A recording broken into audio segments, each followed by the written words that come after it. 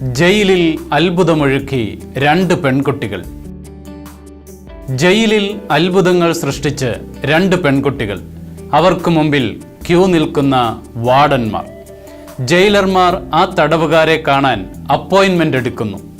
ചില അധികാരികൾ രഹസ്യമായി സന്ദർശിക്കുകയും ഏറെ സമയം ഇവരോടൊപ്പം ചിലവിടുകയും ചെയ്യുന്നു. സഹതടവുകാരാകട്ടെ ഇവരുടെ മുമ്പിൽ ആദരവോടെ നിൽക്കുന്നു. ഇറാനിലാണ് സംഭവം. ശരിക്കും ഈ പെൺകുട്ടികൾ ആ ജയിലിനെ കീഴ്മേൽ മറിക്കുകയായിരുന്നു. മറിയാം റോസ്റ്റാം, മാർസിയ അമരിസേധെ, ഇതാണ് അവരുടെ പേരുകൾ. 2009 മാസങ്ങളോളം ഈ പേരുകൾ മാധ്യമങ്ങളിൽ നിറഞ്ഞിരുന്നു. ക്രിസ്തീയ വിശ്വാസം സ്വീകരിച്ചതിൻ്റെ പേരിൽ വധശിക്ഷയ്ക്ക് വിധിക്കപ്പെട്ട് ഇറാനിലെ ജയിലിൽ അടയ്ക്കപ്പെട്ടവരാണ് മറിയാം റോസ്റ്റാമ്പും മാർസിയ അമരിസേധയും. ക്രൈസ്തവ വിശ്വാസത്തെ പ്രതി കഠിനമായ പീഡനങ്ങൾക്കും മർദ്ദനമുറകൾക്കും ഇവർ ഇരകളായി. തണുത്തുവിറച്ച മലിനമായ തറയിൽ മൂത്രത്തിൽ കുതിർന്ന ബ്ലാങ്കറ്റുകൾ പുതച്ച് കിടക്കേണ്ടി വന്നു. ക്രിസ്ത്യാനികളാണെന്ന കാരണത്താൽ ഡോക്ടർമാർ ചികിത്സ നിഷേധിച്ചു. കൂടാതെ സഹതടവുകാരുടെ പരിഹാസവും. ക്രിസ്തീയ വിശ്വാസം ഉപേക്ഷിച്ചില്ലെങ്കിൽ ഇലക്ട്രിക് ഷോക്ക് ഏൽപ്പിക്കുമെന്നും മാനഭംഗപ്പെടുത്തുമെന്നുമുള്ള ഭീഷണികളും ഉയർന്നു. വഴങ്ങുന്നില്ലെന്ന് കണ്ടപ്പോൾ വിശ്വാസം ഉപേക്ഷിക്കുന്നതായി എഴുതി തന്നാൽ മോചിപ്പിക്കാമെന്നുള്ള വാഗ്ദാനങ്ങളുമുണ്ടായി. എന്നാൽ ഏറെ താമസിയാതെ കാര്യങ്ങൾ മാറിമറിയുകയായിരുന്നു. മർദ്ദനത്തിന് നേതൃത്വം നൽകിയ വാർഡന്മാർ ജയിലിനുള്ളിൽ വെച്ച് തന്നെ അവരുടെ പ്രാർത്ഥനകൾക്ക് വേണ്ടി ക്യൂ നിന്നതും സഹതടവുകാർ ക്ഷമ ചോദിച്ചുകൊണ്ട് ക്രിസ്തീയ വിശ്വാസം സ്വീകരിക്കുന്നതിനും അവർ സാക്ഷികളായി മാറി.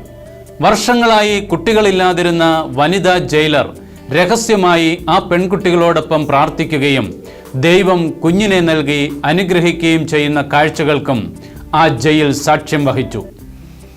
രണ്ട് പെൺകുട്ടികൾ ജയിൽ വാർഡന്മാരെയും തടവ് പുള്ളികളെയും മാനസാന്തരപ്പെടുത്തി എന്നതാണ് സത്യം.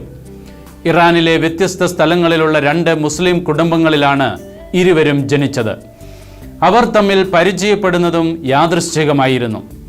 മറിയാമിൻ്റെ സഹോദരി അബദ്ധത്തിൽ വീട്ടിൽ കൊണ്ടുവന്ന വിശുദ്ധ ലൂക്കായുടെ സുവിശേഷം അവൾ വായിക്കാനിടയായി. വായിക്കുന്തോറും ക്രിസ്തുവിനെക്കുറിച്ച് കൂടുതൽ അറിയാൻ ആഗ്രഹമേറി.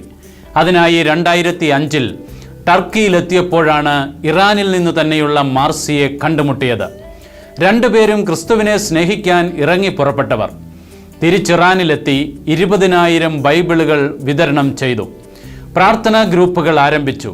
ഒടുവിൽ ഇരുവരും ജയിലിൽ അടയ്ക്കപ്പെട്ടു. അവർ സഹതടവുകാരോട് സുവിശേഷം പറയാൻ ആരംഭിച്ചു.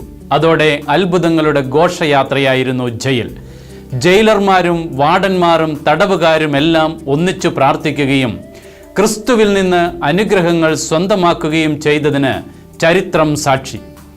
ഒടുവിൽ ലോകരാജ്യങ്ങളുടെ ഇടപെടലിലൂടെ 259 ദിവസത്തെ ജയിൽവാസത്തിന് ശേഷം മോചിതരാക്കപ്പെട്ട ഇവർ വിശ്വാസത്തിന് സാക്ഷ്യം നൽകി അമേരിക്കയിലാണ് ഇപ്പോൾ ജീവിക്കുന്നത്.